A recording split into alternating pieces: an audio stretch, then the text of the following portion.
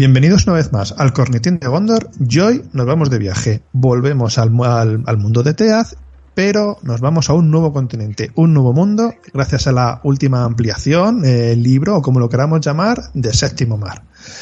Para ello, vamos a hacer un pequeño disclaimer. De la pronunciación no va a ser exactamente la más correcta, por lo menos por parte de dos de los presentes en este podcast. Segundo, este programa lo va a conducir mi compañero Taco, ¿vale? Yo estaré aquí un poco ayudándole para que no pase nada. Y tercero, quiero volver a presentar, darle las gracias y un fuerte aplauso a nuestro rolero favorito, Pedro J. Ramos de No Solo Rol. Bien, hola Pedro. ¿Cuánto tiempo, Pedro? Gracias por contar con nosotros una vez más para hablar de Séptimo Mar. Bueno, ya sabes que nosotros tenemos un cariño especial a los juegos de Séptimo Mar, tanto Tago como yo, y además este es un punto en el que yo ya sí que no puedo saber nada del pasado, porque los tomos azules llegaron a que había algo más allá, al oeste de Teaz, así que... Todo esto es nuevo. Todo esto es totalmente nuevo. Vale. Vamos a explicar un poquito la estructura del programa, ¿vale? Y vamos a saco directamente. La estructura del programa va a ser muy simple. Vamos a ver cómo llegan las naciones de Teaz, llegan al nuevo continente. Explicaremos un poquito en detalle cada una de las tres nuevas grandes naciones. Y luego Pedro nos tiene preparadas una gran sorpresa de trasfondo, que puede ser spoiler, pondremos un cuidado spoiler gigante y allá, pero es interesante, ¿vale? Entonces, empezamos.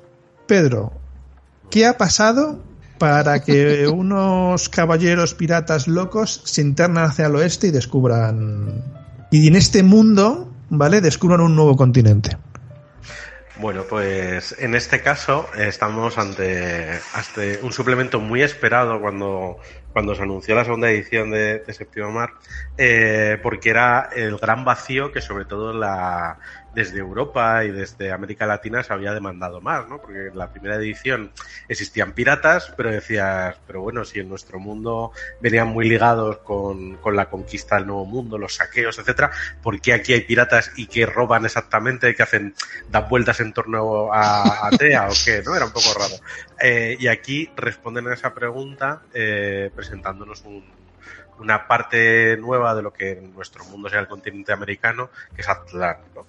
¿Y por qué vamos a hacerlo? Bueno, pues el propio manual nos cuenta que es un nuevo mundo entre comillas, porque digamos los teanos llevan sabiendo de Aztlán, aunque nosotros la descubramos en este suplemento, pues desde casi 100 años, más o menos. Uh-huh. Lo que pasa es que, como suele ocurrir con estas cosas, ha habido gente que ha sacado mucho partido y ha visitado con frecuencia el continente o se ha instalado allí, y otros que se dedican a ver las cosas curiosas que traen del otro lado del continente, ¿no? Por ejemplo, una de las pequeñas pinceladas que meten a este respecto son las chinchillas que permiten teñir la ropa de algunos cargos de la Inquisición, ¿no? Y que son un bien valioso que se trae del otro lado del mar, ¿no? Pues para ese tipo de cosas merece la pena viajar. Sí, tampoco creo que una de las cosas que más me gusta es que tampoco se mete muy en profundo en cómo ha llegado Tea. Insinúa que ha sido Castilla quien llegaron los primeros, pero yo creo que lo deja un poco también abierto el manual. O sea, para que cada uno se pueda montar su historia propia, creo yo. Vamos, la impresión que me ha dado leyéndolo. No sé si estás de acuerdo con eso. Sí, yo creo que además es verdad que le dan mucho peso a los castellanos y además hay un porcentaje importante de los personajes que mencionan que no son propios de Aztlán, son castellanos, y yo hice más o menos la misma suposición que tú, ¿no? Parece lógico pensar que han sido los castellanos y por cómo lo describen, pero como esta edición de Séptimo Mar tiene un ámbito muy inclusivo, ¿no? Una idea de todos, pues no sería raro que entre esos castellanos pues fueran personas de otras naciones y en general que todo el mundo cabe en este continente nuevo. Bueno, porque realmente lo que representa Séptimo Mar es el siglo XVI, un poco, ¿no? Es decir, estaríamos viendo en ese momento. Y ahí creo que, según habéis contado, hay 3 naciones en el mundo de Séptimo Mar que son las que tienen el peso diplomático de relaciones con el Nuevo Mundo, ¿no? Que serían Avalón, la parte todo está de Inglaterra, las 13 colonias, Castilla, evidentemente, y Montaigne, que sería un poco la parte de Canadá y todo eso, ¿no? Es un poco la representación que se da en el juego, según entiendo. Sí, aquí en este suplemento, en el fondo, vamos a centrarnos en lo que en nuestro mundo vendrían a ser incas, mayas y aztecas, porque Correcto. luego la zona más situada al norte, donde estaría Estados Unidos, Canadá, será objeto del último suplemento que cierra la línea del mecenado original, que son las colonias, lo llamaban así sin más, y del que todavía no se ha publicado nada en inglés, así que aún nos queda para saber qué depara por ahí. Entonces nosotros, junto con Naciones Piratas, del cual ya hablamos en las primeras veces que me invitasteis por aquí, pues es lo que nos da esa composición de lo que tiene que ver con Centroamérica y las islas cercanas, ¿no? Haciendo que sean dos zonas además muy compatibles en juego entre sí. En el propio manual menciona alguna de las Naciones Piratas y no solo a Atea, para jugar con ellas. Por lo que entiendo entonces, seguimos estando, lo voy a decir así, pero creo que se entienda bien, en un momento estancado, es decir, no hay una línea, es decir, seguimos conociendo el mundo de Teaz, ¿vale? Y ahora estamos viendo esta parte que ya se conocía por algunas naciones, más o menos. No sé si hay alguna curiosidad entre las relaciones entre teanos y azlanos, ¿no? Sí, es decir, ¿se ven bien, no se ven bien? Pues como siempre suele ocurrir, hay un poco de todo, ¿no? Para mí un cambio fuerte respecto a lo que esperaríamos por nuestro mundo es que digamos ha sido una relación más de intercambio que de saqueo, ¿no? Como podríamos hablar en la época de la conquista del Imperio Español y esta época, ¿no?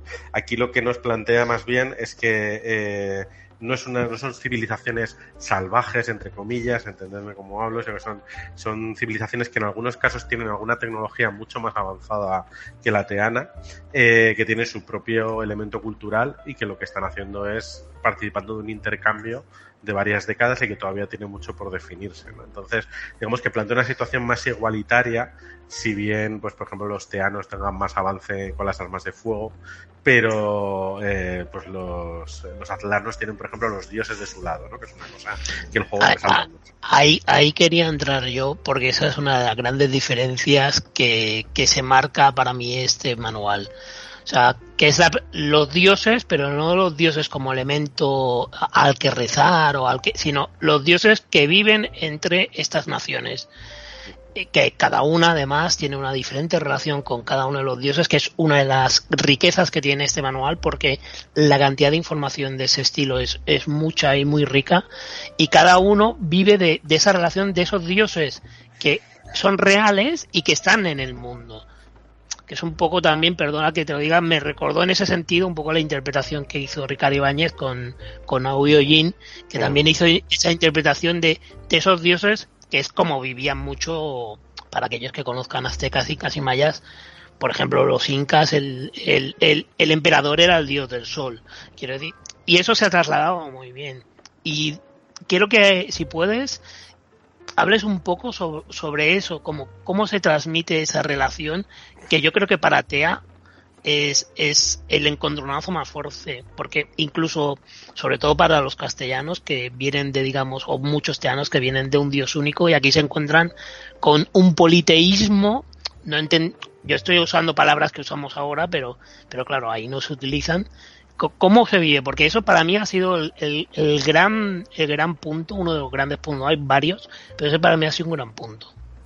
Sí, yo recuerdo que una de las cosas que me divertía leer era pues esta idea, ¿no? Desde el propio comienzo del manual te hablan de esta idea de los dioses, y no es solo que digan existen dioses y ya está, sino que se involucran activamente de distintas formas en la ambientación, y son dioses que pueden tener su poder, que pueden tener su influencia, que han tenido épocas mejores y peores. Incluso pues una de las cosas que mencionan que tiene que ver con los sacrificios, ¿no? Pues también dicen que la época de los sacrificios se acabó hace mucho y que los propios dioses participaron en esto de ahora somos más civilizados y esto no lo vamos a seguir haciendo, aunque de cuando en cuando igual un sacrificio animal o similar pueda tener sentido. Y también el juego te recalca algo que tratan de conciliar siempre ese guiño a nuestro mundo, y decían, bueno, en nuestro mundo existía mucha labor de peregrinación y de adoctrinamiento, ¿no? del catolicismo, pues por aquí la religión esteana, ¿no? La Iglesia Vaticana ha intentado instalarse y curiosamente ha conseguido algo de éxito, porque por un lado los atlanos resulta muy raro que le hablen del dios teano, porque dicen, pero con esta persona puedes hablar. No puedes hablar, solo esta otra gente que lleva esta ropa hace de agente, pero les habla, no, les concede a veces iluminación a través del estudio y tal. Dicen, eso no tiene sentido, ¿no? Entonces, algunos te cuentan que sí que han encontrado una forma de conciliarlo entre sus dioses y, digamos, esa adoración y esas virtudes teanas, pero como que para ellos es muy extraño, ¿no? Y de la misma forma, para los teanos, pues yo creo que entienden más bien esos dioses que mencionan como unas creencias más bien supersticiosas o así, ¿no? Y como siempre, pues hay quien se lo toma bien y quien se lo toma mal, ¿no? La Inquisición castellana, como suponéis, no está muy a favor de esto, y no son pocas las páginas en las que se menciona cómo la Inquisición ha intentado purgar estas creencias divinas. Por supuesto, también ha habido teanos que han intentado sacar partido de esto diciendo, pues yo también soy un dios, ¿no? Ese hay un punto por ahí que sí. Claro. Y a veces les ha salido medio bien y otras o les han dejado que les salga medio bien. Eso es en plan de sí, ala, tú haz tu cosa. Y es algo interesante y es un matiz curioso. De hecho, en el capítulo final, que también hablaremos sobre mecánica, que también te dan consejos para dirigir partidas en Aztlán, unas cosas que te resaltan es que utilices el realismo mágico, ¿no? Lo resumen brevemente, pero dicen esto es un elemento característico, y de hecho en la parte de ambientación queda muy claro, porque hay muchas historias que encajarían dentro de esa definición. No, pues, o sea, es lo que dices tú, tampoco quiero incidir mucho más en ese tema, pero para mí eso le da mucha frescura, porque además todo el mundo que sabe de panteones, sobre todo politeístas y muy grandes, tampoco vamos a entrar a hablar de ello, pero claro, se crean relaciones entre los dioses y eso crea relaciones entre los humanos que permiten todo, que es una de las cosas que tiene este manual. No solo por eso, sino por la descripción que tiene. Ahora iremos a cada una de las naciones. Es que se permite de todo, o sea, hay desde exploración hasta vivir más en una ciudad-estado, hasta hacer un poco una resistencia. O sea, es un manual en ese sentido que puedes jugar a lo que te dé la gana. O sea, sí, yo aquí, aunque sea salirnos un poco de lo que es el contenido del libro, me gustaría resaltar algo que me parece glorioso de esta edición de Séptimo Mar, y es que cada manual, salvando quizás héroes y villanos por su propia lógica, cada manual, como se centra en describir un sitio, digamos que reinventa reglas del juego llevándote a... no es solo te voy a contar lo que hay aquí, sino que puedes jugar partidas distintas aquí.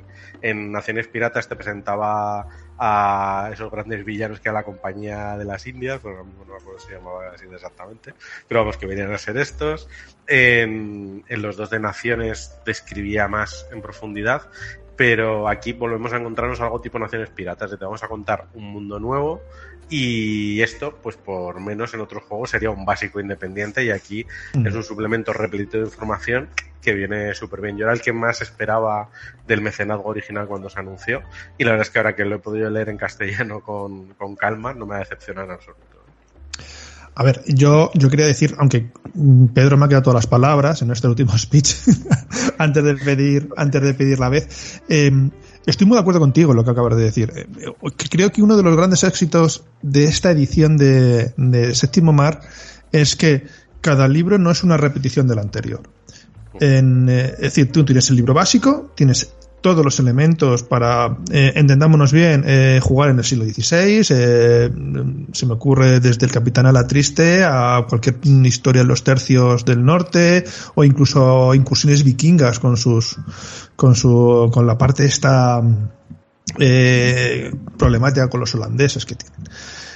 Pero según ves libros y avanzas libros, incluso en los dos libros de Naciones de Tea, te das cuenta que su división este-oeste está muy bien hecha. Es decir, los problemas, lo hablábamos creo que en el anterior podcast, ¿no? Es decir, estábamos que en las naciones del este, me estoy hablando un poco de memoria, eran naciones que estaban por redescubrirse o reformularse, y las naciones del oeste eran naciones, entre comillas, más conservadoras y que estaban intentando mantener su personalidad, con lo cual ahí ya tienes conceptos y ideas de aventuras muy potentes. En este cambio que hemos tenido ahora mismo de continente, te da justo posiblemente una de las cosas que la gente podía echar más de menos en historias de aventuras, que sea la exploración.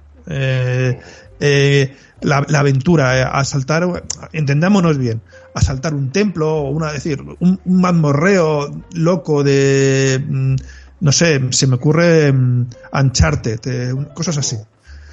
Y creo que este setting y este mundo te lo permite, te da ideas o te incita a ello, según me estáis hablando vosotros.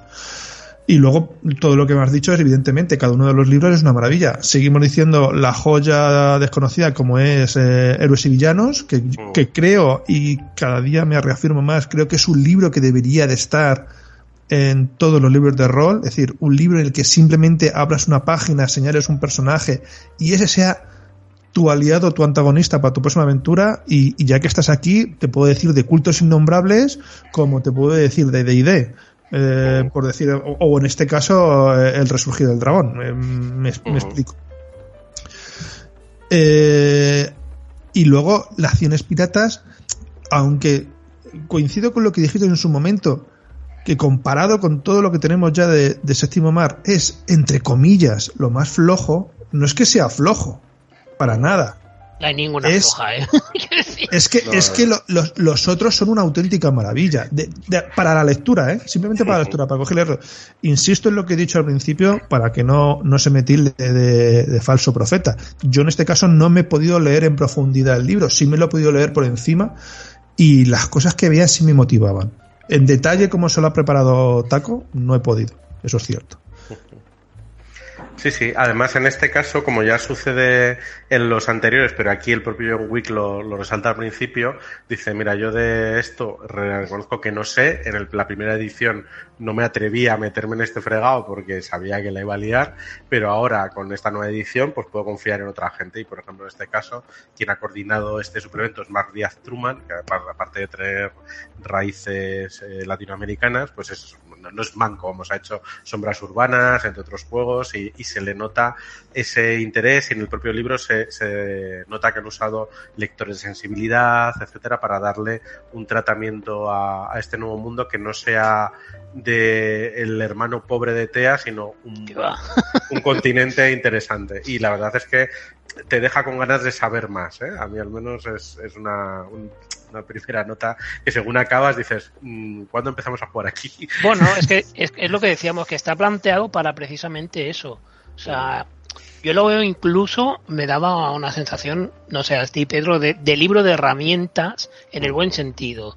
O sea, te da un montón de herramientas. Es más un libro de inspiración, de construcción, de darte un montón de información, no tanto del detalle, no tanto de decir, te voy a poner aquí un dibujo de cómo, aunque lo hay, pero por poner un ejemplo de cómo es una pirámide de los Nahuaca, por ejemplo. Ahora hablaremos de ello.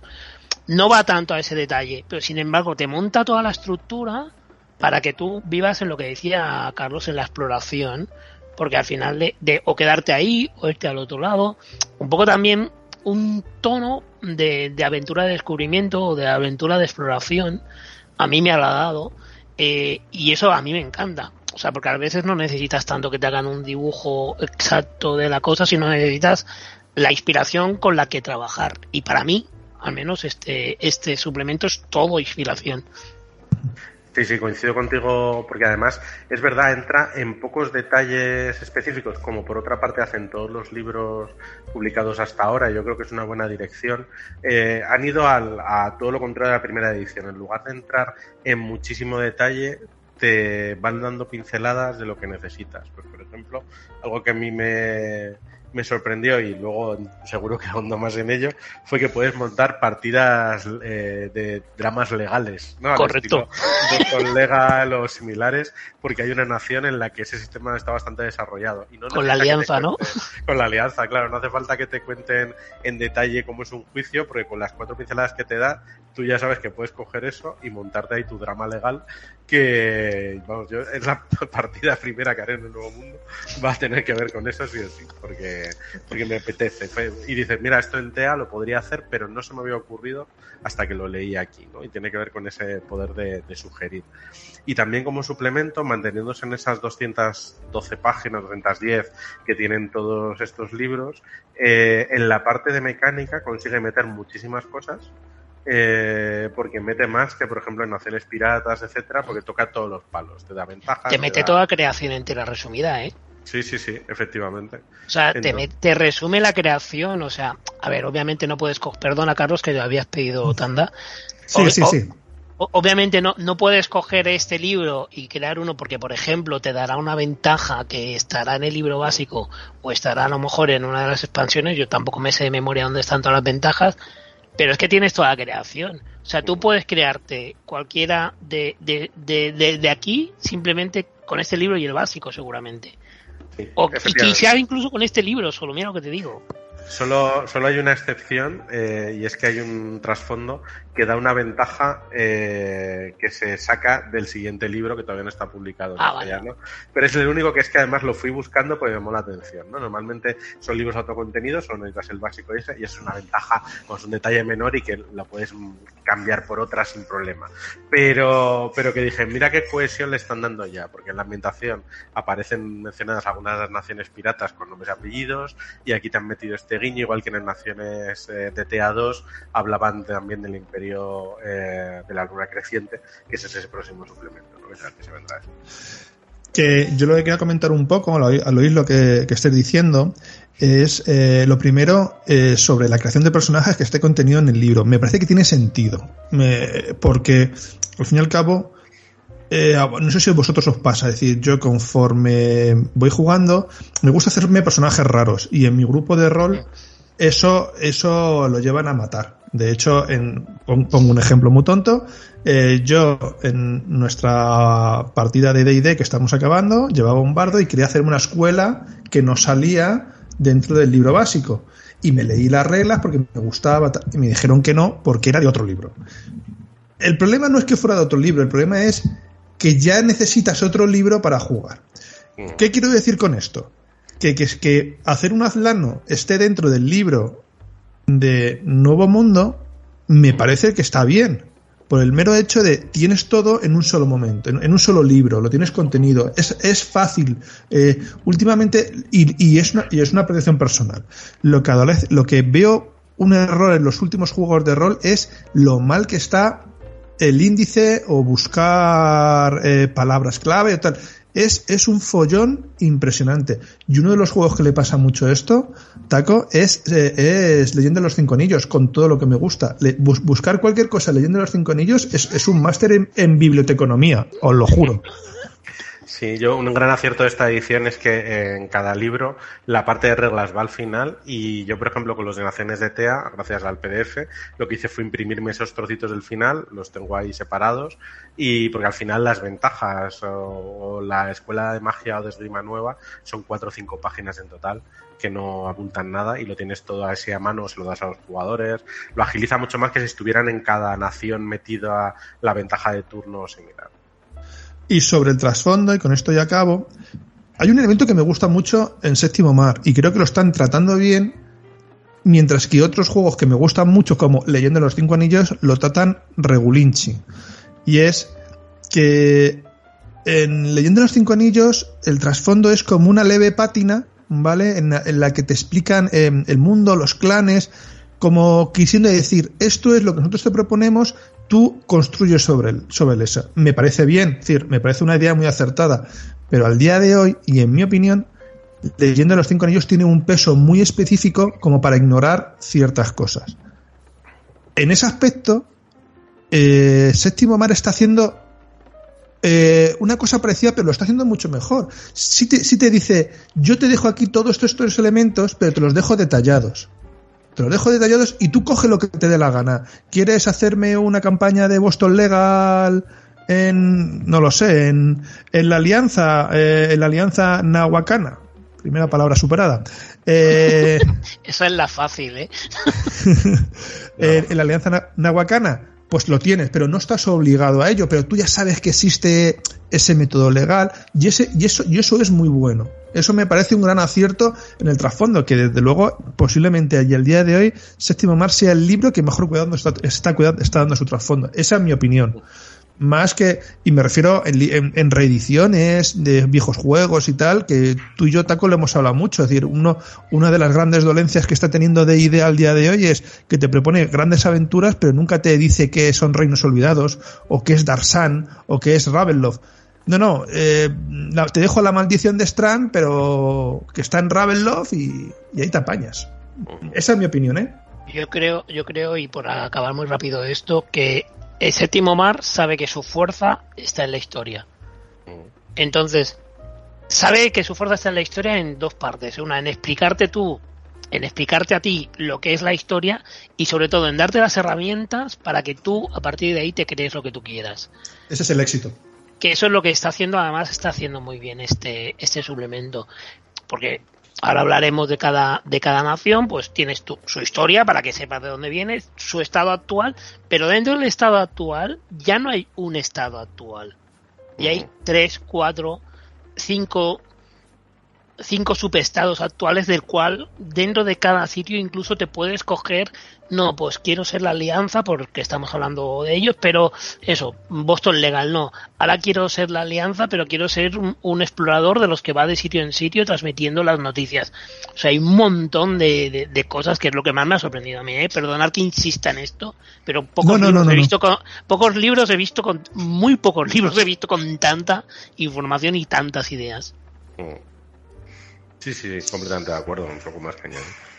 Bueno, pues os voy a cortar ahora, ¿vale? Porque si no, nos vamos a seguir diciendo y glosando las maravillosas de Séptimo Mar, y es necesario de que avancemos en justamente... Sí, iba a avanzar ya, ¿eh? Ah, vale. Perdona, muchacho. Bueno, era el hilo. Vale. Sí, mira, justo ahora de la Alianza Nahuacana. El nombre fácil, ¿no? Que, bueno, explicando un poco su origen, de dónde viene. Pedro. Vale, pues la Alianza Nahuacana está situada al norte de todo lo que conocemos como Aztlán, porque Aztlán, digamos, hace referencia a las 3 naciones que en un tiempo estuvieron unidas y ahora no lo están. Y la Alianza Nahuacana, pues lo que es la unión de varias ciudades grandes, cada una de ellas, digamos, más vinculada a un dios que las otras. Hay cuatro dioses principales y cada una está como consagrada más a un dios en concreto, y que tiene una alianza, como su propio nombre indica, una relación, unidos por una persona que es el Gran Orador, ¿no? Además, el Gran Orador es una persona elegida, que habla por la gente y que es el único que puede cuestionar la voluntad de los dioses. Y en la situación actual que te presentan es que el Gran Orador es joven. Yo me lo esperaba más joven, tal cual lo describían, luego tiene unos 20 y pocos, o sea que es joven, pero es un joven aunque sobradamente preparado. Y aunque hay gente que pone en duda que esté preparado para ello, ¿no? Y como no, pues ya hay conspiraciones para situarle a otra persona en el trono, para influirle de alguna forma. Y es es esta nación de la que hablábamos, en la que podíamos tener el ambiente legal, entre otras cosas, ¿no? Y lo que nos presenta también en su iconografía, pues son las 4 naciones representadas con sus símbolos, y bueno, y inicia una estructura que tendrán el resto de capítulos de explicarnos su historia, su evolución actual, el gobierno, la parte religiosa y política, y elementos culturales característicos, y también una sección de héroes y villanos para cerrar cada capítulo, ¿no? Haciendo que cada nación esté muy completa, ¿no? En este caso, además, incluye al Gran Orador entre su relación de héroes y villanos, aunque no diremos cuál es exactamente, si es uno u otro, por esto de los spoilers, ¿no? No sé, Taco, ¿qué te ha parecido a ti la Alianza Nahuacana? Mira, yo, para aquellos que les guste las relaciones, a mí me ha dado la sensación de ser la de más inspiración azteca de todas las 3, ¿vale? Sobre todo los dibujos hacen mucho, también es verdad, pero claro, juega con los juegos en teoría es además juega, no quiero entrar mucho en spoilers como decías tú, pero una alianza que se ha creado también a pedradas. Quiero decir, es una alianza que viene de cada ciudad era su mundo, cada ciudad, como decías tú, tenía su dios, se ha ido creando a base de relaciones que están muchas veces forzadas así de manera extraña, y sí es un orden, es una civilización con mucha seguridad, imagínenselo con mucha guardia, con mucho juez para dar esa sensación, pero que detrás está todo esto que decía, que detrás está pues el gran orador, que la gente es un libre electo, que todo el mundo ama y todo el mundo intenta que se caiga de alguna manera u otra. La relación entre los dioses de cada uno de los sitios, que también es dispar, aunque menos dispar que en otras de las naciones, es verdad, porque hay más naciones que son más dispares, pero que está eso que sí, es, digamos, un imperio hecho a base de pedazos cosidos, un poco como se ha podido, y que se mantiene porque son más fuertes juntos, pero es aquello de son más fuertes juntos hasta que a alguien se le ocurra decir lo contrario. Y además te caracteriza mucho como un pueblo de guerreros. Correcto. Que ahora justo están en ese momento en el que no están guerreando, y de hecho pues el libro dedica un poco a enunciar por qué no han guerreado todavía, pero qué se están pensando, ¿no? Pues, claro, si vamos al sur tenemos a estos, si vamos a Tea pasa esto, o sea que es como dices, ay, qué bien, una alianza, gente cordial, ya, bueno, pero su pasado, como dice Taco, no es precisamente pacifista y puede volver a estar en marcha con cierta facilidad. Hay un entrenamiento militar amplio y demás. Que, es decir, por lo que me dais a entender, entonces no estamos dado ante una alianza cuyo origen es la supervivencia. Somos 3 pueblos pequeños, nos tenemos que enfrentar a 2 naciones más grandes. La única forma es unirnos. Es decir, si no estamos hablando justamente de lo contrario, ¿no? Es decir, es que juntos nos comemos a los demás. Pues mira, lo que plantea la parte de ambientación inicial, pues nos cuenta que las 4 naciones guerreaban entre sí, que los ejércitos marchaban a la batalla y que de hecho pues marchaban con sus dioses, ¿no? Representándolos, ¿no? Esto yo no creo que pueda ser un spoiler, porque es parte de lo que sabe la persona de su propia cultura, ¿no? Entonces, una de las cosas que plantean es que cuando se iban a pelear las 4 naciones, pues un oficial fue el que pidió, o sea, un humano en el fondo, ¿no? El que pidió que hubiera paz, ¿no? Diciendo que cuantos más cadáveres amontonaban, pues que por muchos adornos y tesoros que consiguieran, pues que todos perdían, ¿no? Y que había que hacer una paz. Y entonces los dioses le escucharon y convocaron esa paz que dio lugar a la alianza, ¿no? Entonces, pues su pasado guerrero no ha sido olvidado y se han aprendido a entenderse, pero hay mucho que hacer ahí, ¿no? Y que te plantea pues 4 ciudades, cada una con sus intereses, que pueden ser más o menos tensos según lo que tú quieras hacer como director de juego. Seguramente si tu partida es de teanos que vienen a visitar el Nuevo Mundo, las 4 ciudades les parezcan muy iguales y la alianza les parecerá algo muy normal, pero en cuanto empiecen a escarbar verán ahí pues politiqueo del bueno, ¿no? Del de partidas de vampiro en la mascarada. Exacto. Hombre, es que en ese sentido creo, como siempre, y recomiendo, de si un máster quiere hacer lo que acabo de comentar, recomienda encarecidamente que se dejen sorprender por el trasfondo, que no se haga un auto-spoiler, por decirlo de alguna manera, para que el máster tenga libertad de acción, ¿no? Sí, el libro plantea distintas formas y una de las que propone, que es como muy lógica, sobre todo si los jugadores están acostumbrados a jugar a Séptimo Mar pero no han leído el Nuevo Mundo, es pues vamos a embarcarnos a este nuevo mundo, el director del juego puede haberles dejado caer, o incluso si has escuchado este programa que estamos grabando, pues en el fondo tampoco vas a saber gran cosa y podéis descubrirlo jugando, ¿no? Y creo que eso puede ser divertido y luego ya plantear otra partida con héroes nativos para sacarle más partido todavía. O mejor, yo tengo una cosa. Yo es que hice una cosa parecida, lo que pasa es que eso al final fue un fracaso. No un fracaso, sino porque requería mucha logística. En una partida de Chulu, en una famosa partida de Chulu en las montañas de la locura, pues los jugadores iban en un barco, una expedición. Y se decía que era una carrera contra otra expedición de otro oponente. Y en aquellos momentos tenía 2 grupos de jugadores que querían jugar ambos la misma partida, y dije, pues se me ocurre una locura, es decir, aunque las aventuras son parecidas, es decir, donde digo que falla un avión, pues digo que falla el motor de un barco. lo que hago es que vayan en cada una de las expediciones contrarias y que cuando lleguen a la Antártida se crucen y ahí que sea la locura. Pero ya era una campaña demasiado grande como para hacerla aún más grande. Con esto que quiero decir que hay un grupo de teanos, de jugadores teanos, 3 o 4 jugadores teanos, y que en paralelo haya 3 o 4 jugadores de azlanos de la Alianza.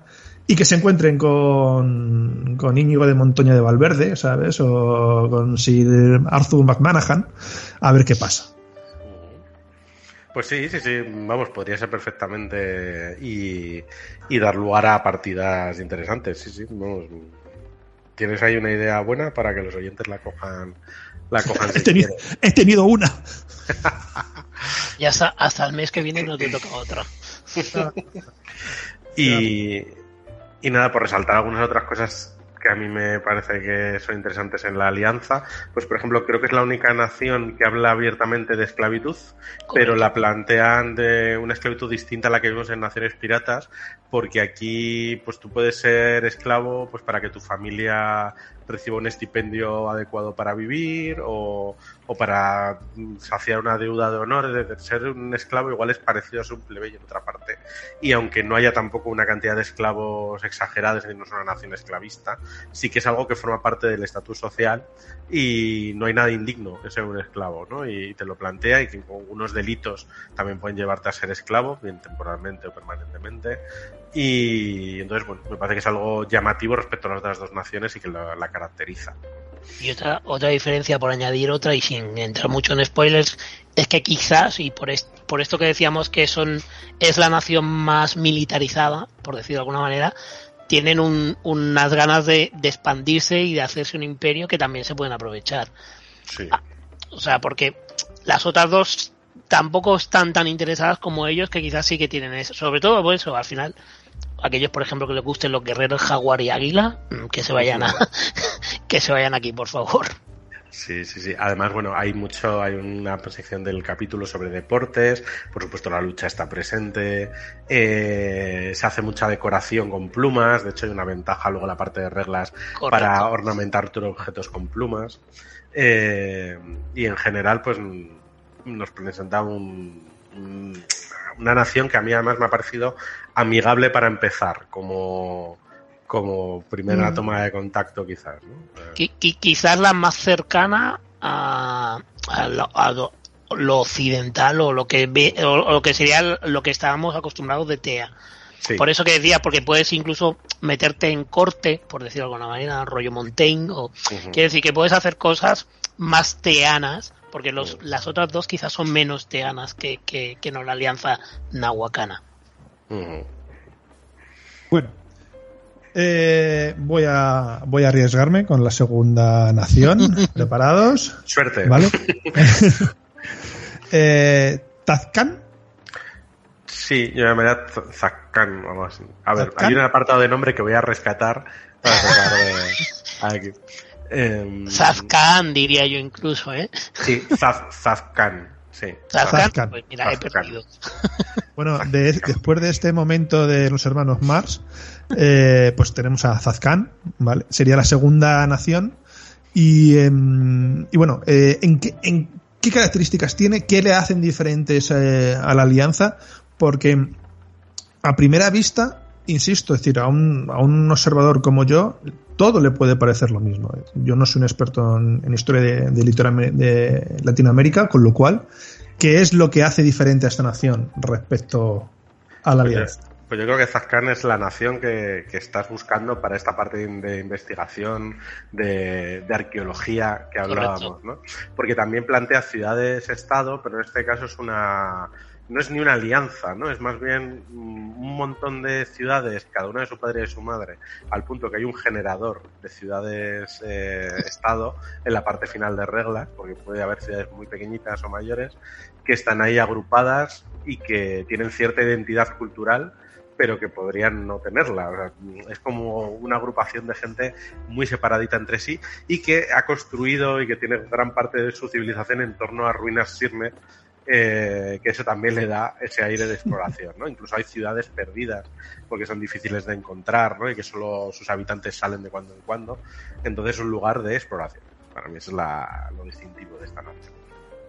Bueno, y en la misma explicación te explica que cada dirigente de cada ciudad de estado también puede ser diferente. Quiere decir, desde el dirigente guerrero, desde el dirigente que es más por el pueblo, o sea, incluso te explica los ritos de cada uno. Quiero decir, para que veamos el detalle que decíamos antes al que llega. Sí, efectivamente. De hecho, en la parte podemos tener incluso distintos regímenes de gobierno en cada nación según cómo se hayan creído, ¿no? Aquí, para que de mi gusto, y vuelvo a ser el que lo traslada a digamos la cultura que conocemos nosotros, para mí es el más maya del mundo, sobre todo por la idea de ciclo, ¿vale? Que es una idea muy muy maya, ¿de acuerdo? Esta idea del ciclo de la vida, de venimos de un mundo, damos todo un ciclo, volvemos a otro. Insisto, digo maya para que los oyentes os hagáis una idea, pero que luego está todo mezclado, o sea, que nadie vaya aquí buscando el calendario maya porque no lo va a encontrar, aunque hay una versión extraña. Pero sí que es por el ciclo de eso, y sobre todo además quiero, no sé, una opinión que tú me des, porque aquí, un poco lo que decíamos de los dioses, aquí los tratan, tienen un toque diferente. Quiero que tú entres en lo que creas que puedes entrar con la leyenda esta de los dos hermanos, que es una leyenda que a mí me ha gustado mucho. Sí, justo te iba a decir que a mí de la parte de religión de este capítulo lo que más me ha gustado es la idea de los hermanos heroicos. Lo mencionan, que es una leyenda que construye la nación en el fondo. El libro dedica como un par de páginas a contarla. No es la típica leyenda aburrida, sino que además es de estas que ha ido abarcando varias generaciones y involucra un viaje al inframundo, ¿no? Que para ellos es algo interesante, ¿no? El viajar al mundo de los muertos, hablar con los dioses, enfrentarte a un juego de pelota con ellos, ese tipo de cuestiones. Y me pareció bastante llamativo. Y su propia leyenda es la que inaugura el ciclo que decía Taco de renacimiento, que además es algo común a todo Aztlán, pero aquí está especialmente presente. Sí, correcto. Es como a todo Aztlán, pero aquí lo remarcan más y viven un poco en eso, también sin llegar a lo que luego, pero ese de esto de estamos aquí, pero volveremos de alguna u otra manera, esa especie de cosmología, podríamos decir. Sí, incluso ellos a veces se plantean las guerras internas como parte de este ciclo de renacimiento. Hay quien dice, bueno, pues tenemos que conquistarlo todo y convertirnos en una nación unida. Otros lo contrario, dice, pues cada una tiene que aguantar por su parte, pues están distintos momentos del ciclo.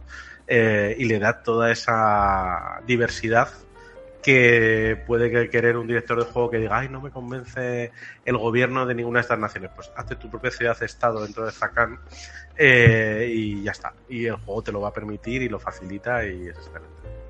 De hecho, un poco mi corta y breve intervención iba por ese aspecto, según me estáis contando. Es un poco cajón de arena, sandbox, donde necesito darle chicha a mis jugadores para que hagan un poquito de mazmorreo, que siempre gusta. Ahí tienes una ciudad perdida, como ha dicho antes Pedro, en la que adentrarse e intentar sonsacar sus secretos. O necesito algún tipo de antagonista que sea diferente al resto de las dos naciones. Siempre puedes meterla en esta misma ciudad, o incluso si te pones muy grande, ¿no? Podrías crearte una ciudad-estado súper grande, pongo por ejemplo, que pretenda controlar Aztlán. Imaginemos, y sean los personajes un poco los que se tengan que oponer. Se me ocurre así a bote pronto. Se llama Kaalnat, la que estás buscando. Ya existe, sí. Ya existe. De hecho, sí, pero al final del capítulo vienen un montón de ejemplos de esas ciudades que son cada una idea de aventura en sí misma, la verdad. Bueno, por supuesto que era por donde iba. Cada una campaña, perdón, o sea, no, porque vamos, o sea, con la frase que tengo yo aquí es verdad que a lo mejor necesita más experiencia, pero que con lo que te indican puedes montar una campaña, vamos. Sí, a mí la de la biblioteca, por ejemplo, me gustó mucho. Y gracias porque iba a decir lo mismo. Una ciudad biblioteca. A ver si la tengo por aquí, no la tendré apuntada seguro, pero bueno, ahora no la encontraré porque es típico que cuando buscas. Claro, pero sí que en la línea de lo que decía Carlos, efectivamente puedes inventarte tú la que quieras y tendrá sentido dentro de la alianza. Mira, Manik Hun es la biblioteca. Te pongo un ejemplo. Insisto que no me lo he leído, con lo cual, si existe, me vas a decir, también existe. Pues bien, porque eso significa que está bien construido, ¿no? Es decir, una ciudad tipo Aguas Profundas, ¿vale? Que sirva como Puerto Franco entre Teaz y el Nuevo Mundo. Podría ser dentro de esta nación. No, pongo un ejemplo en el que haya un barrio de teanos o una zona de teanos, no sé, se me ocurre. Sí, ese tipo de cosas son perfectamente posibles. Y otra cosa que me gustó de esta nación, porque es la primera también de todos los libros en la que lo he visto especificado, que dedican un pequeño apartado al género de la sexualidad y te dice que aquí es habitual, o sea, que puede haber individuos no binarios y están totalmente integrados su existencia dentro de la sociedad. De hecho, te citan algún caso de nobles que se han identificado como no binarios y ya está, ¿no? Y entonces, que es algo que en otras naciones de TEA te decía, bueno, esto es posible y punto, pero aquí le dedica un espacio a decir, esto es normal, no es algo raro, no es un caso infrecuente, la gente no le va a dar mayor importancia, ¿no? Me parece interesante. De hecho, incluso plantean bueno, iba a decir un dios, pero no puedo decir un dios, a Chacal, espero, que es le diose de la lluvia, que ya te indica que coge 4 aspectos y te los explica cada uno de los aspectos, y lo que decíamos que de eso de pues la sexualidad fluida o no sexualidad, que también es lo que se muestra aquí por también otro punto que hombre, se agradece, para que no sea todo lo mismo, la verdad. Y luego algo que no hemos resaltado antes, pero que sí que quería mencionar, es que al final de cada capítulo, donde aparecen algunos personajes que pueden ser héroes o villanos, en el libro lo aclara porque aparecen en color azul los héroes, en color rojo los villanos. Me gusta mucho el formato que utiliza aquí. De hecho, creo que en Naciones Piratas no lo usaba directamente, esto lo siento porque no lo he chequeado antes, pero sí que en suplementos siguientes sí que lo ha hecho. En el caso de los villanos, en la propia página que ocupan ya vienen las estadísticas del juego, y en el caso de los héroes pues aparece no los rasgos del juego, pero sí todo lo que necesitas, todos con sus semillas de aventura. Y quizás la pega que le pondría es que en los casos de los villanos no he visto la sección de redención que en héroes y villanos sí aparecía, ¿no? Que indicaba que villanos podían redimirse y no, y en qué circunstancias. Aquí la verdad es que el capítulo de personajes es súper útil para entender la relación de cada nación y tener idea de un personaje prototípico. Yo es que me he callado porque eso lo quería comentar al final, de que al final de cada nación tienes una lista de 5 o 6 personajes influyentes. Y recuperaba un poco el sabor de héroes y villanos, que lo estaba viendo ahora mismo en el documento. Por ejemplo, entre los personajes de esta nación está una ancianita que produce cacao, ¿no? El cacao es típico de esta nación. Y que el nombre, pues venga, solo porque nos riamos todos voy a intentar pronunciarlo, porque esto hace falta. Venga, yo voy a buscarlo también. La tengo para disfrutar de tu pronunciación. y Chocak, yo diría. Está en la página 120 o así. No, yo la tengo ya aquí. A ver, voy a intentarlo. Ixtac Chotak. Eso es. Nos falta práctica, eso quiere decir que hay que jugar. Ahora, también te digo, yo os digo una cosa. Es decir, yo saco a este personaje como antagonista, la presento una vez y a partir del minuto 2 en la que está presentado le busco un mote, la del cacao. ¿Sabes? Porque yo no la presento yo la presento como buena, de hecho. Y aquí luego que se la encuentren. No, y aquí mi consejo casero de cuando dirijo partidas en ambientaciones de este estilo en la que no esté habituado a los nombres es hacer las bromas al principio y luego todo el nombre muy serio, quedarte con la pronunciación que haya salido al inicio, como lo de Chulu, Kulhu, etcétera. Sí. Bueno, hemos acabado un poco la nación Sandbox, por decirlo de alguna manera, que me parece que más, a ver, que aparte de ser un trasfondo, también es una herramienta para que Masters puedan tener la libertad que ofrece este juego ahora mismo para crear aventuras o ciudades o entornos de campaña. Y vamos con la favorita de Taco. Y que nos cuente un poco por qué. Según estoy viendo yo, es un poco rollo Inca. Sí. Volvemos a lo de siempre. Esto es una mezcla de muchas cosas. Exacto. No es, pero un poco viendo las imágenes que te ofrecen, que es otro de los puntos fuertísimos de este libro, que las imágenes sí te evocan algo, me parece una cosa muy importante. Sí te evoca Machu Picchu ahora mismo, la primera imagen. Sí, de hecho, literal hay una que si no se llama Machu Picchu se llama casi igual, sí. Una de los sitios, te diré cuál. Bueno, está Manco Cápac, que es una adaptación total, pero a ver, a mí me gusta porque coge una cosa muy buena esta, como decíamos, para mí es la que más está influenciada por los incas, aunque cualquiera que sepa del mundo inca, a la que nos oiga hablar 2 minutos, va a decir, eso no es inca. A ver, he dicho influenciado, no he dicho que es... Pero coge una de las cosas muy buenas, que es el dios de la muerte, Sukai, o Sukai, coge al dios de la muerte y que todo este imperio se basa su relación en el dios de la muerte, pero no en el tono negativo, sino como Dios, o sea, como estamos diciendo, los dioses están muy presentes en todo esto. Entonces este imperio de Kurak, espero pronunciarlo bien, son también ciudades-estado, pues en este caso que se basan en ese dios, y entonces sus mandatarios, que es otra idea que me ha encantado, son sus antepasados fallecidos, que están en almas normalmente descendentes. Ya solo con esa frase, creo que el juego queda. Sí, porque además no es una idea de, uy, adoran esta pared, no. Tu bisabuelo es el que gobierna tu casa. O el alcalde de hace 4 legislaturas que falleció de viejo, pues está ahí, ¿no? Y entonces eso es una idea súper interesante.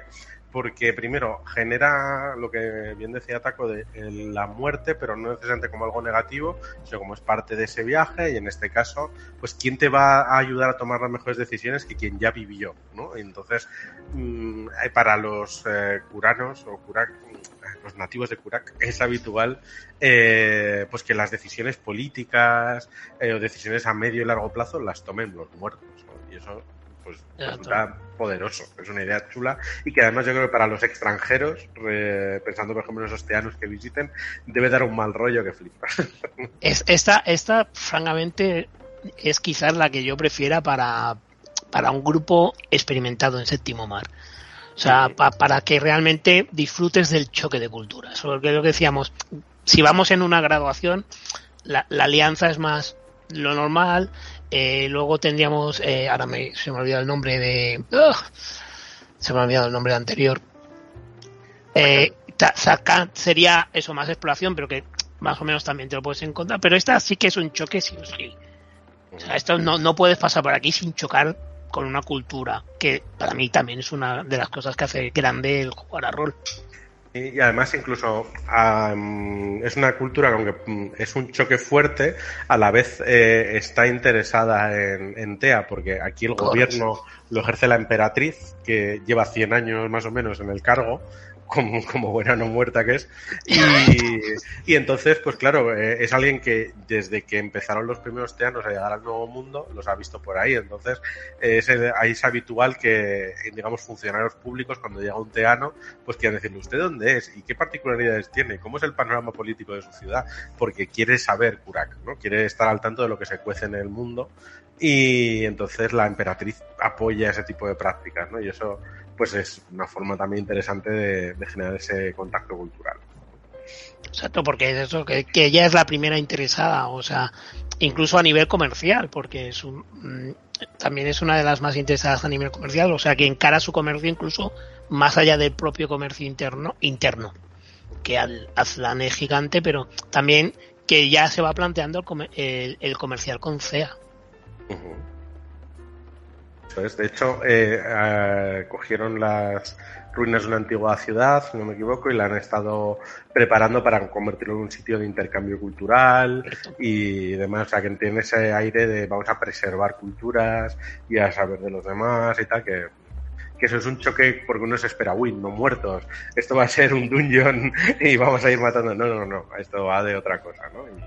Y está guay esa idea. Con todo, pues como ocurre en todas las naciones, pues hay oposición a ese gobierno, ¿no? Y hay gente que piensa que esto va a durar a los muertos, ¿no? Que los muertos ya vivieron y que ahora le toca a los vivos, y hay rebelión, ¿no? Hay un movimiento contrario a la emperatriz. Que también es otro de los elementos que damos para mucho. Y eso ya lo veo incluso para cuando ya he jugado varias veces. O sea, el jugar como la resistencia, además aquí es lo más claro, a esta emperatriz no muerta. Lo has dicho tú, yo no lo quería decir, y como lo has dicho tú, ya lo puedo decir. Sí, yo creo que además el propio libro en la contraportada lo menciona. ¿Sí? Si no es una emperatriz de no muerto, bueno, sí. Además, el dibujo aparece con la piel así palidita y tal. También lo bueno es leer cómo llega a ese estado, que es una de las cosas que me ha gustado. Eso no lo voy a decir. Eso ya queda para el director del juego, sí. Exacto, eso no pienso ni decirlo. Sí. Y nada, pues ahí tenemos otro reino interesante, por distinto. Quizás, igual que los otros dos, desde fuera, como son ciudades-estado, unidas, etcétera, puedan parecer muy similares. Para mí esta es la que es claramente distinta y se percibe en cómo lo plantean todo. Incluso internamente, yo creo que esta es también, comillas, la mala de todo Aztlán. O sea, que la propia alianza teme a Kurak, en cierta manera.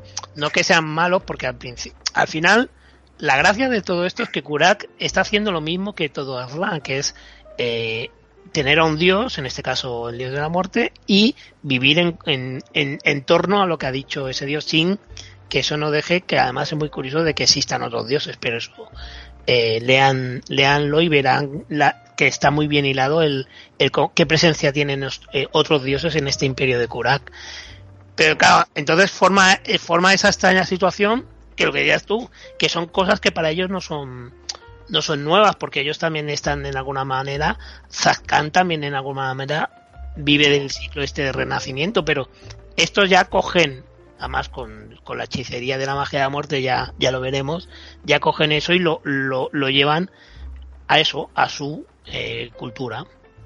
Sí, y además pues a mí me gusta que saben reflejar la filosofía que tiene la nación en las distintas cosas, ¿no? Pues, por ejemplo, con ese, digamos, apertura cultural que quieren tener, pues te dicen que económicamente pues están intentando establecer ahí su sistema económico más allá del trueque, con el oro como forma de intercambio, que entonces pues puede ser algo que, por ejemplo, con Vendel puede tener sus más y sus menos.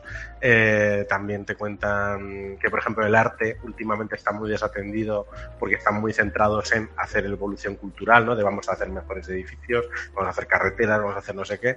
Pues eso es algo que me ha resultado llamativo y digo, tiene sentido y me parece que hace que sea una nación propia, ¿no? El decir, oye, pues igual no hemos avanzado mucho en el arte porque estamos avanzando en otras cosas, haciendo un sistema legal o haciendo estas cosas, ¿no? Me parece distinto, que es lo que al final uno busca con naciones diferentes. De todas formas, es decir, Kurak ahora mismo también está una especie de guerra civil, por decirlo de alguna manera. Hay una resistencia o... Sí, pero no tan guerra civil. Es más guerra de oposición Rillas. En las sombras, Exacto. Sí, exacto. Con agentes dobles, todas estas historias, ¿no? Aunque hay un líder de la resistencia más o menos reconocible, pero poco más, ¿no? Y luego, pues, por la gracia del nombre, porque cuando en el libro lo ves, también está los chasquis, ¿no? Como unos traficantes de información, ¿no? Y entonces, pues, que aparecen es el jefe de los chasquis, que como aquí resuena a caramelo o a patatitas o algo así, ¿no? Pues a la gente le hace mucha gracia cuando lo ve, ¿no? Pero que no tiene nada que ver con eso.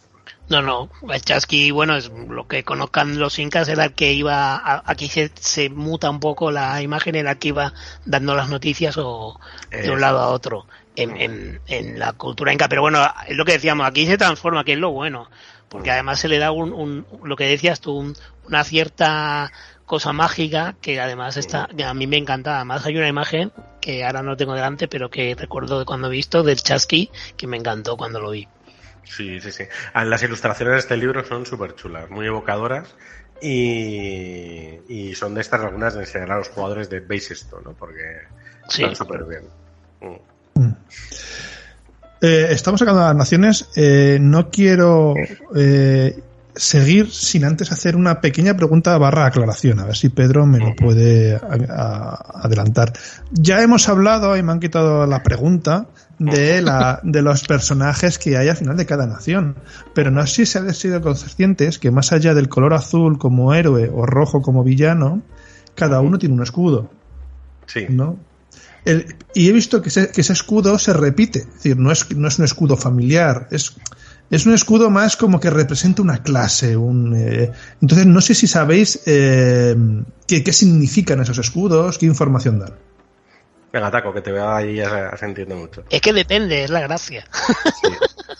La gracia es que depende, porque tendrás sitios donde ese escudo te lo dé todo, como si no me equivoco, por favor, corrígeme, Pedro, es en el Imperio de Kurak. En el Imperio de Kurak ese escudo, y sobre todo más, incluso en Chazkan también, eso te lo va a dar todo, porque te va a significar quién eres, de dónde eres, todo, y hay otros sitios donde simplemente es un emblema.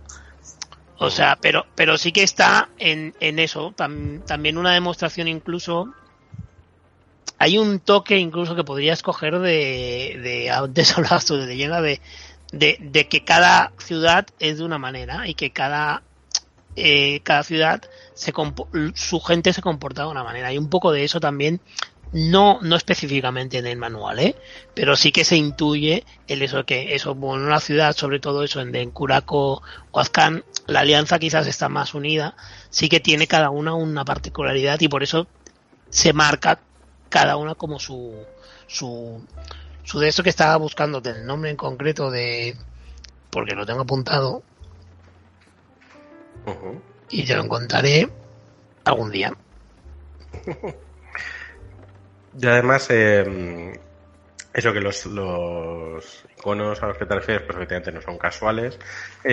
Juraría que algunos que apareces de alguna de las sociedades secretas del final, aunque esto lo hablo de pura memoria.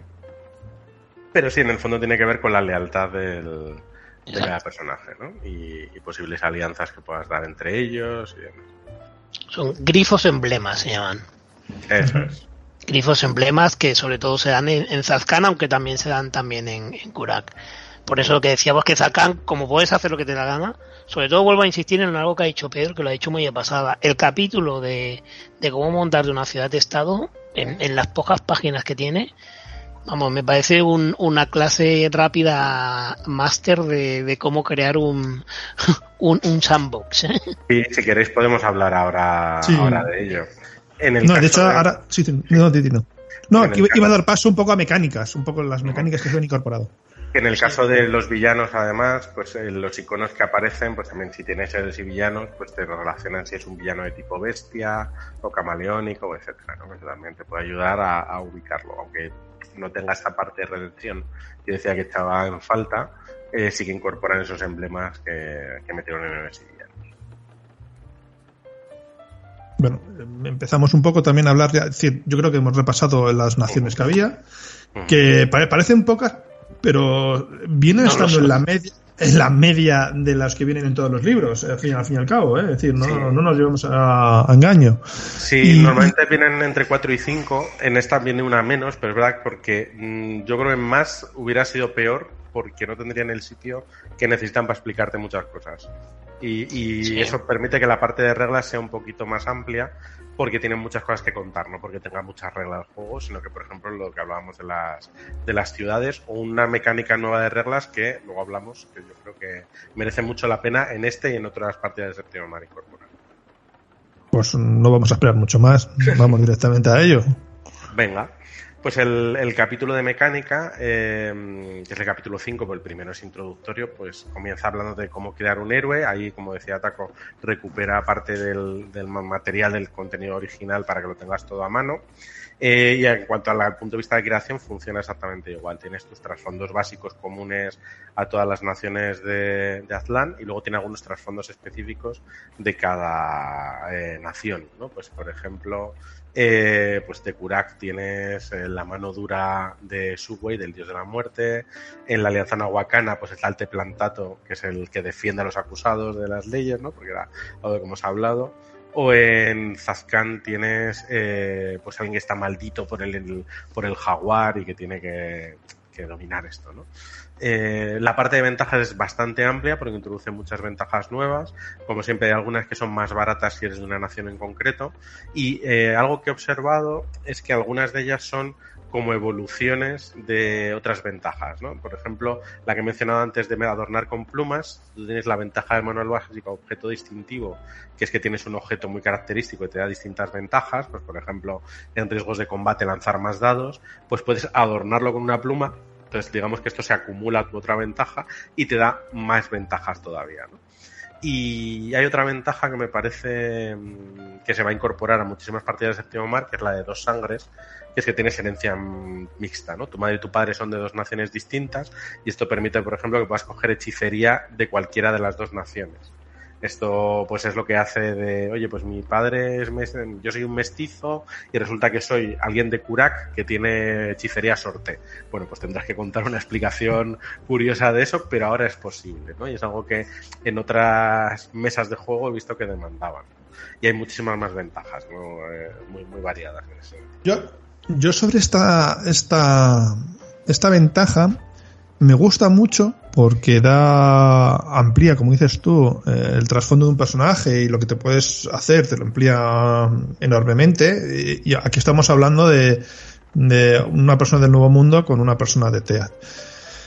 Pero lo cierto es que incluso se puede combinar con dos personas de Teaz. Pero siempre me da miedo, esto son de demasiados puntos de experiencia, de que alguien se los coja para munchinear algunas cosas. Es decir, sabemos que Séptimo Mar siempre tiene más un componente narrativo que un componente de juego, con lo cual se me hace difícil.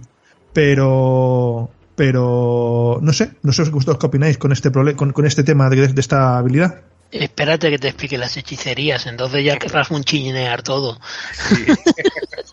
Sí, nada, yo creo que en el caso de Séptimo Mar, efectivamente es un juego que, como todos, puedes buscar maximizar las reglas, pero en este sentido yo creo que se te acaba el chiste pronto en este juego. ¿Por qué? Porque ya es un juego en el que ya molas de por sí. No necesitas inventar cosas para molar más. De hecho, si molas tanto, llega un momento en que ya no se te ocurre qué hacer, ¿no? Es como ¿cómo molar más? Claro, si todos son Superman, pues entonces, ¿qué pasa? Pues que todo el mundo lo hace todo y se pierde un poco de gracia, ¿no? No, pero eso ya en el manual de inicio decía que aquí está Séptimo Mar, que nadie se lleve a engaño, está planteado para héroes. O sea, por eso también el famoso héroe sevillano. O sea, aquí eres un héroe. De hecho, la famosa mecánica, no me acuerdo del nombre, de que te puedes encarar a todo un grupo no de villanos, sino de seguidores y eliminarlos del tirón. Quiero decir, porque eres un héroe. O sea, ya estás jugando a otras cosas. Pero que es eso, que el de esto es el desarrollo de ese. Porque también está, como no, que también es otra cosa que las mecánicas añaden también para darte hilo, también arcanos nuevos para este. Algo que ya no habíamos vuelto a ver, creo, desde el manual básico, pues que eran nuevos arcanos, pues ahora tenemos un montón más, que al final ocupa una página y pico, pero tenemos mucha más variedad, que además esto puede gustar mucho a precisamente la gente aficionada al sorteo, porque una de las cosas que te cuentan es que cada uno hace sus propios mazos de arcanos y demás, pues te puede dar pistas si quieres crearte otros nuevos, y algunos pues me parecen fácilmente adaptables a tu ATEA, si quieres, ¿no? Otros igual son un poquito más locales o habría que cambiarles el nombre y ya está. De igual forma, por primera vez se le vuelve a dedicar un hueco a las historias desde el manual básico, ¿no? Esta mecánica de experiencia, y te pone algunos ejemplos de historias que encajan especialmente bien en Aztlán, ¿no? Maleficios, ritos de paso, alianzas, etcétera, que no deja de ser unas pautas de dirección, ¿no? Pero en lugar de que te los tengas que inventar, ya está. Y a mí me gustaría que más manuales de Séptimo Mar indagaran en esto, pues no deja de ser algo que ocupa muy poquito sitio y que da muy buenos detalles, ¿no? Que casi me da la sensación de que están creando un otro básico. Fíjate en todo lo que estamos hablando. Que lo decías tú, en 212 páginas, que parece que sea un manual de 400.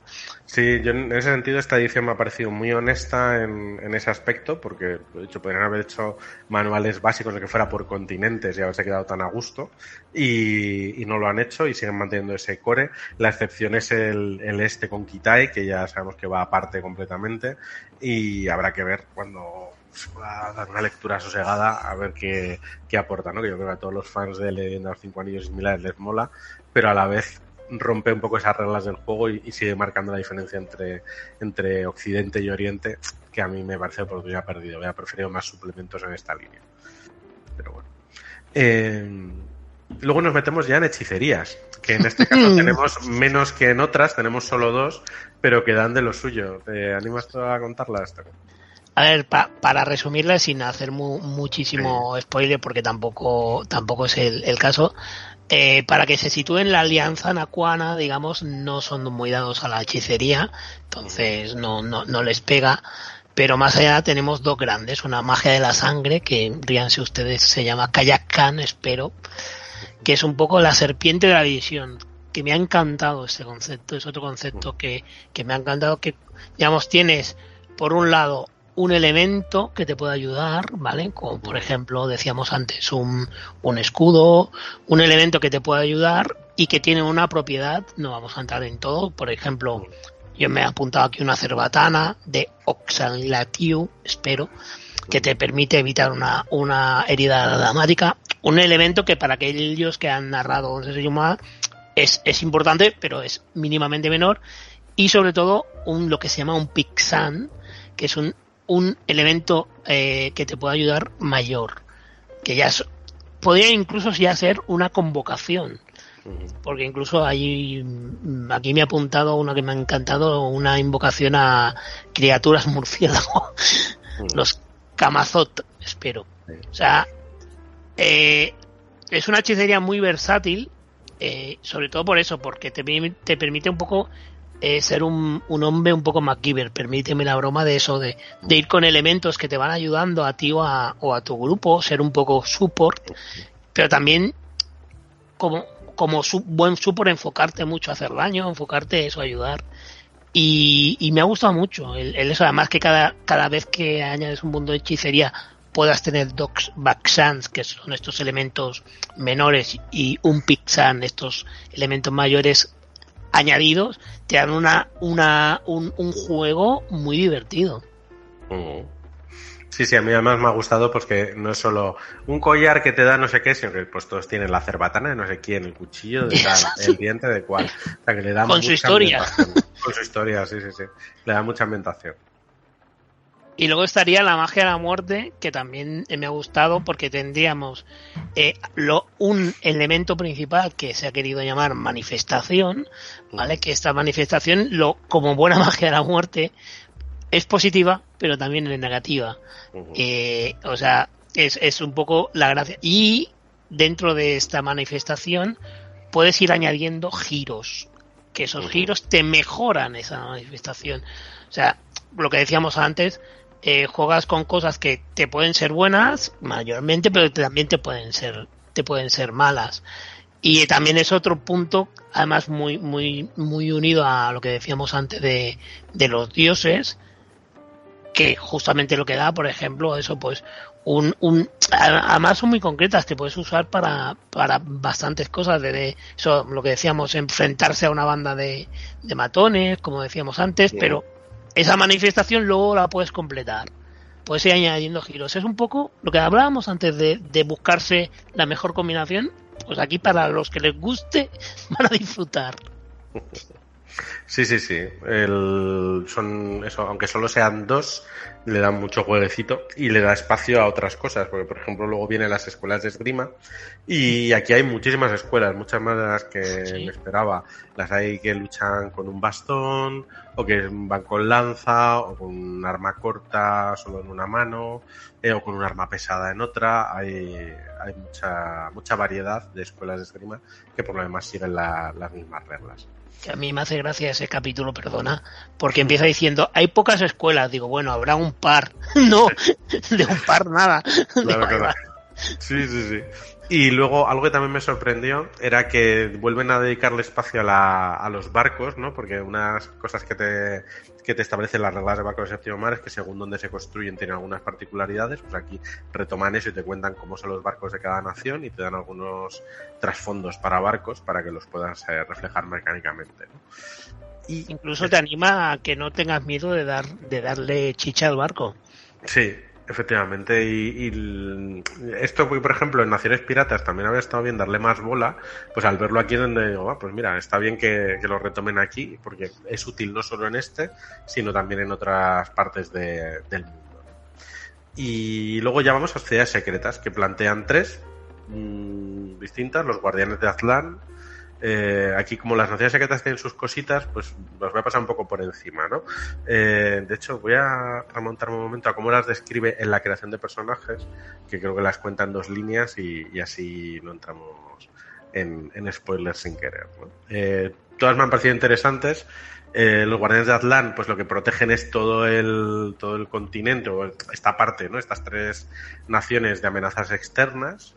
Los Herederos del Jaguar, que son practicantes de la magia que luchan contra usos indebidos o malvados del conocimiento mágico, y luego los Pocteca, que son comerciantes que buscan comercio sin restricciones, ahí comerciemos a lo loco, por decirlo así.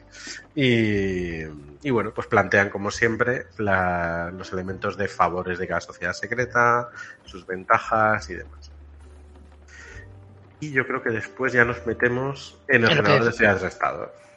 Antes de meternos, quiero... esto es una cosa que revisando el libro me escamó. No es que me escamara, sí, pero sí me sorprendió. Porque Séptimo Mar, durante mucho tiempo, en las antiguas ediciones, sí se daba a que una sociedad secreta en el antiguo era casi parte de tu nación, es decir, tú escogías nación y si tenías unidad secreta, pues casi estaban a la par, pero en Séptimo Mar casi todas las sociedades secretas han pasado como muy livianas, o no tenía la sensación de que siempre han sido como un punto de color a tu personaje, no han tenido el mismo peso, y aquí sí parece que tiene algo más de peso las sociedades secretas. No sé vosotros cómo lo veis. Yo creo que eso es intencional, ¿eh? Sí, coincido contigo y también creo que es intencional, sí. Porque, o sea, y te digo como anterior jugador de primera, a veces la sociedad secreta se comía todo lo demás. Sí. Y entonces a mí me va bien que una sociedad secreta, permíteme la relación extraña, sea como un paranoia, que la sociedad secreta está ahí, te puede dar un juego, pero al final no es lo principal del juego. Sé que ha sido un extraño link, pero es que... me ha parecido muy acertado, Taco, porque es verdad que, digamos, tal cual está planteado ahora, te sirve para dar color, sobre todo si resulta que en cada grupo, pues cada uno es de una sociedad, o hay varios de varias sociedades. Y entonces le tienes un uso puntual con esta mecánica de favores y demás, que a mí en mesa me funciona muy bien, cuando en cambio la primera edición era como el eje. Correcto. Muchas veces, ¿no? Porque claro, si todas las sociedades secretas tienen secretos súper turbios, pues al final lo que sucedía era que eran los que partían la pana entera, ¿no? Los secretos de esta nación, de esta otra sociedad, y al final llegaban a cosas un poco ridículas, creo, por exageración con los años. Aquí eso por suerte no está. Bueno, pues ya os dejo libre, podéis seguir con la mecánica de construcción de estados. Simplemente era una anotación. Vale, pues aquí lo que plantea es que las ciudades-estado de Aztlán, como son muy variadas, pues te plantea pues cómo crearlas. Y tienes un mecanismo de azar, lanzando dados, o que también puedes elegir los elementos, ¿no? Y lo que hacen es dividir las características de la ciudad en su iconografía, que tienen motivos de jaguar, de ciervo, de lo que sea. La geografía que lo caracteriza, si está situada en una selva, río, llanura, lo que sea, cuál es su deidad tutelar, de las que describe el libro, ahí vienen 10 para elegir, el ambiente que tiene la ciudad, que puede ser desde sereno, hostil, orgulloso, lo que sea, y el gobernante, qué tipo de gobernante vamos a tener, un caudillo de guerra, un usurpador, un populista, lo que sea, ¿no? Por supuesto, esto lo puedes usar como ideas y no tienes por qué ceñirte a esto, y el propio libro incluye al final una hoja para que hagas una ficha a la ciudad-estado, ¿no? A tu gusto, con acontecimientos cosa que me ha gustado mucho, ¿eh?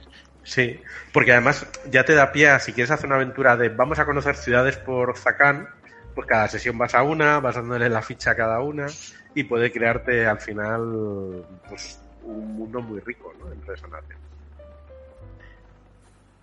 Como decíamos, a ver, también insistir, y que también quiero dejarlo claro, o sea, todo este libro está enfocado a dar ideas, pero obviamente no te describe cada ciudad, lo que te hace es el sandbox puro de definición de, mira, esta ciudad tendrá esto, esto y esto, y sí que cuenta con que tú le des el último color o pienses, pues mira, aquí va a haber una pirámide o no va a haber una pirámide, aquí va a haber una parte de una resistencia o cualquiera de las otras cosas que has ido leyendo antes. Eso es. Y ya entrando en la parte finalísima, tenemos la mecánica nueva, que son las amenazas. Las amenazas son un elemento como antagonista, como los villanos o los matones, pero en este caso describe el ambiente, ¿no? Yo que sé, una jungla hostil. Entonces tiene un valor numérico, hace sus aumentos y demás, y tiene unos elementos para gastar en sus aumentos.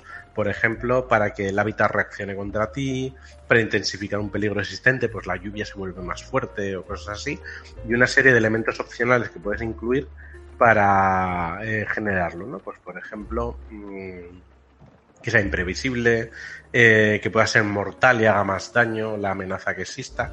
Entonces esto es una mecánica súper sencilla y que convierte que las escenas de acción tengan un elemento más en reglas, que no sea solo personas con las que enfrentarte, sino puedes enfrentarte al territorio en el que estás.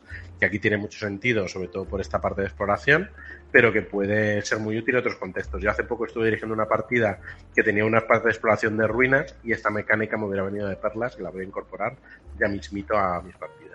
Sí, porque lo que dice, sobre todo para algo que está planteado como muchas ciudades-estado y que parte voy a hacer como parte del disfrute es el viaje, pues para darle más color al viaje, que nunca está mal.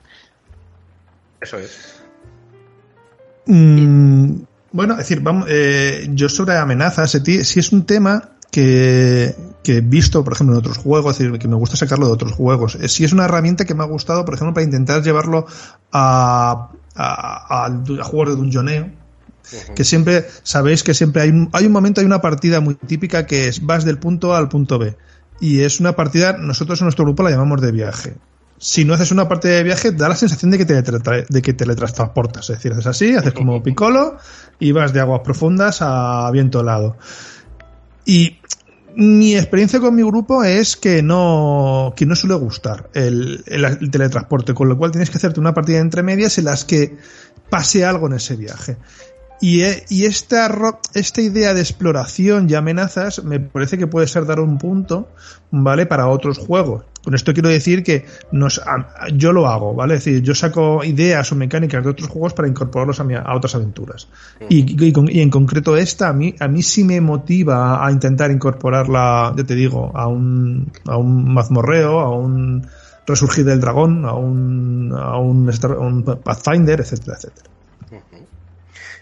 Y ya lo último que resta del libro es Aventuras en Aztlan, que son unas cuantas pautas sobre los conflictos típicos, cómo transmitir la información, cosas que hemos ido comentando antes, las resaltan aquí, ¿no? Por quedarme con una cosa, aquí es donde menciono el realismo mágico, pero sobre todo me gusta mucho un epígrafe que se llama exploración versus explotación, que marca un poco la diferencia entre nuestro mundo y este, ¿no? Te dice aquí este nuevo mundo es un mundo para explorar. Los villanos son los que lo querrían explotar, sacarle partido, etcétera, ¿no? De un héroe, como son los personajes jugadores o la filosofía que tienen los personajes de aquí es de explorar, ¿no? De descubrir todos los misterios de este continente y no de explotar, ¿no? Y me parece una reflexión que hacen un par de párrafos como muy representativa del suplemento.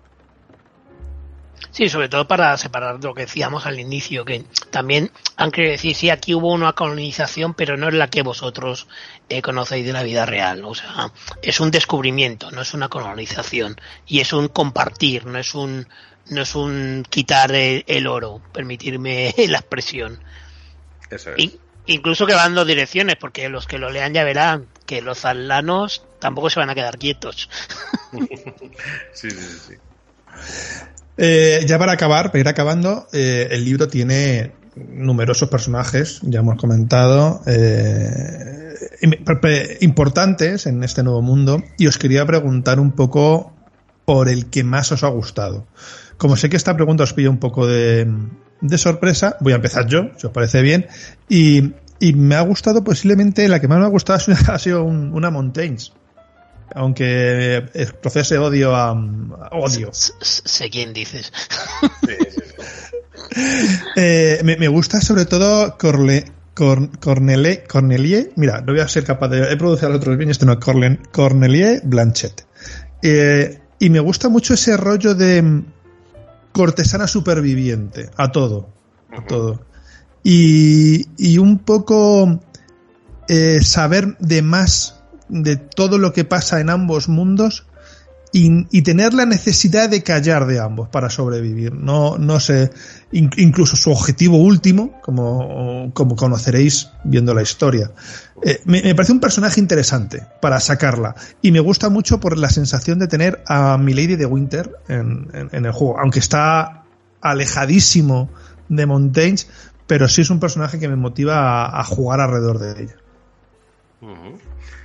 Bien, yo por decirte un personaje de otra nación, Shotit, la directora de los Ocelomet, que viene a ser una especie como de servicio de espionaje en la Alianza Nahuacana, me pareció un personaje chulo, sobre todo porque además el aspecto gráfico, la figura es impresionante y la cita está bien. Y por cierto, viendo la cita, evidentemente la Compañía de las Indias aquí es la Compañía Comercial Atabeana, que es verdad que siempre se me olvida. Pues me pareció un personaje curioso, aunque hay muchos y cuesta quedarse, porque me duda entre 2 o 3.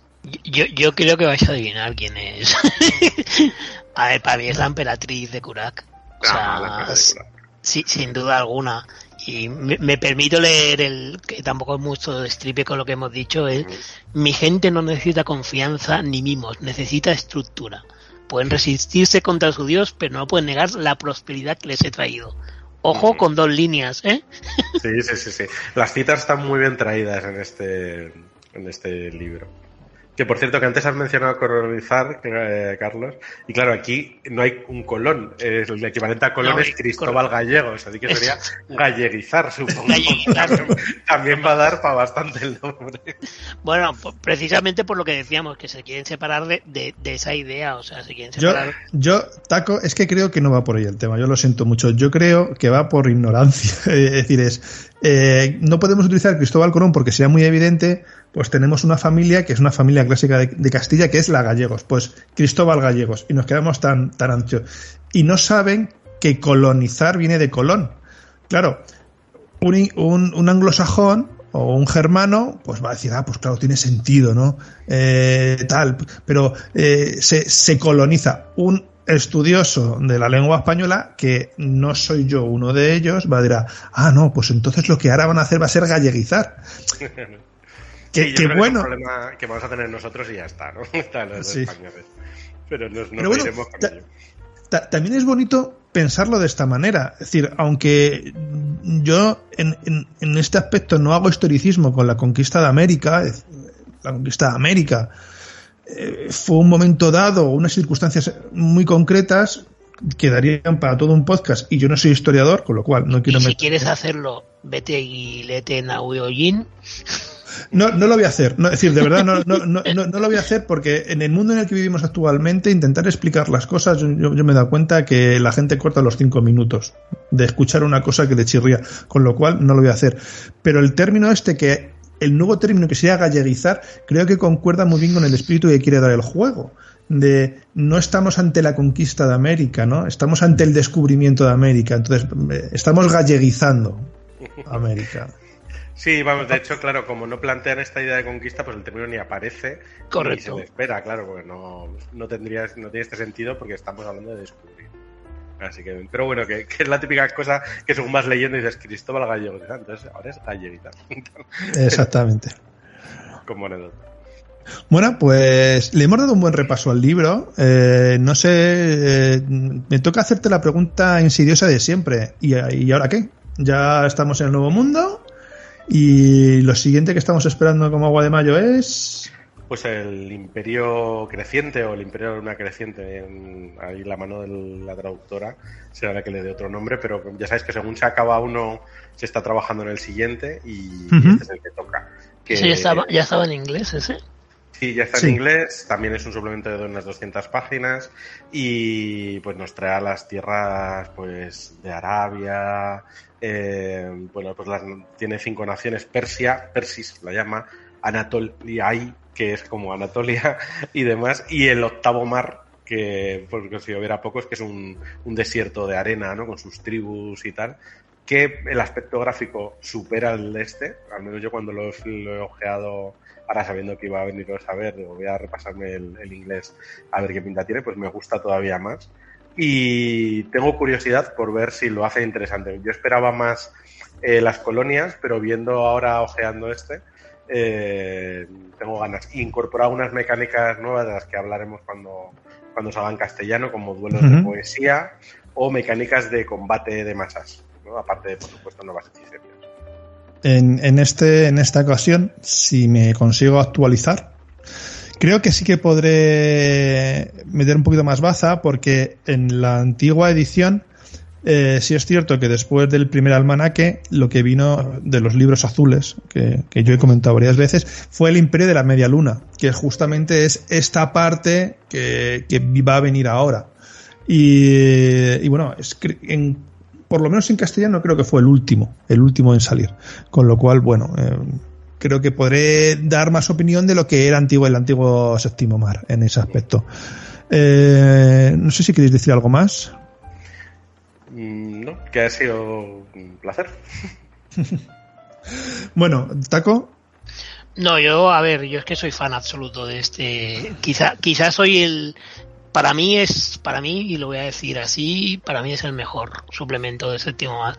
Supongo que también aquí se junta, claro que también son cosas que me gustan porque a mí me gusta toda esa rememoranza y toda esa historia, pero también tal como ha estado tratado y tal como ha estado hecho, la verdad es que no puedo dejar de recomendarlo. A mí me ha encantado. Supongo también además se une el que decimos la novedad, porque hasta ahora había novedades puntuales y las hemos ido repasando en los podcasts, pero eso, al ser todo nuevo y para mí todo fresco y que todo mete recuerdos, pues para mí ha sido muy grato leerlo. Sí. Bueno, yo para ir cerrando y despidiendo a mis compañeros, quiero que la gente, es decir, primero compros el libro, por favor, y prestar especial atención al arte. Es decir, todo el arte de Séptimo Mar en general es grandioso, tanto ediciones antiguas como ediciones modernas que le han dado una revisión preciosa, que sigue manteniendo la esencia de cada una de las naciones, que tú cuando ves a un castellano sabes inmediatamente que estás viendo un castellano, cuando ves a un Montaigne se distingue perfectamente, pero es que en este han hecho una labor de arte que creo que alguno de vosotros dijo evocadora la palabra, y sí tiene, y en especial me gusta uno de los últimos dibujos en los que aparecen tres figuras de espaldas y ves como una especie de cristiana a la izquierda, un guerrero azlano a la derecha y un sacerdote azlano en el centro. Y esa imagen creo que vale más por 1000 palabras. Y ya por último, quiero que sepáis por qué creo que esta ambientación es tan buena. Esto es una nota antes de irnos, y es que hace poco se consultó a los jugadores de rol aficionados al Magic cuál sería la ambientación que más le gustaría ver reflejada en un juego de rol, y sorpresivamente fue Ixalan. No sé si conocéis Ixalan. Ixalan es un plano de Magic en el cual se ha descubierto un nuevo mundo, ¿vale? Europa está regida por una emperatriz vampira, es muy loco, ¿vale? Y ha descubierto el nuevo mundo, que sería toda Latinoamérica, donde los incas, mayas y aztecas se defienden de esta conquista con dinosaurios. Es loquísimo, pero también tiene una historia por detrás con piratería impresionante, de verdad, y a mí me ha sorprendido, con lo cual, si a esa gente le gusta jugar eso, ya lo tiene en Séptimo Mar, no hace falta esperar a que saquen nada. Taco, muchas gracias por llevar tú el programa, la misma parte, yo te lo agradezco. Pedro, un placer volverte a tenerte en el mundo virtual. Está siendo imposible conocernos en primera persona y mira que me pesa. Y bueno, seguidnos, comentadnos por favor, y muchas gracias. Hasta luego. Chao. Gracias a vosotros. Hasta la próxima.